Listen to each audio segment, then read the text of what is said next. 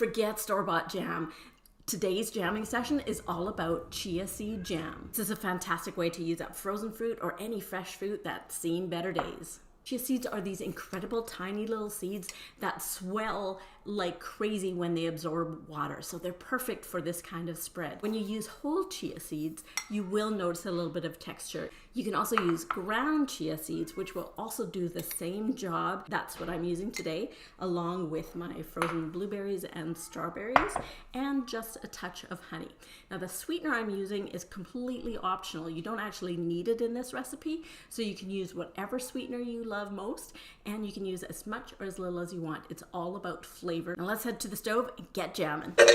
In a nice wide pot, I add 2 cups of frozen fruit, a 1/4 cup of water, cook it down for about 8 minutes until it's nice and soft. Then I mash it, and then I add my honey. Mine happened to be crystallized, but that's okay. Here comes 3 tablespoons of ground chia seeds, and then I cook that for another 5 to 8 minutes until it's a nice consistency that I like.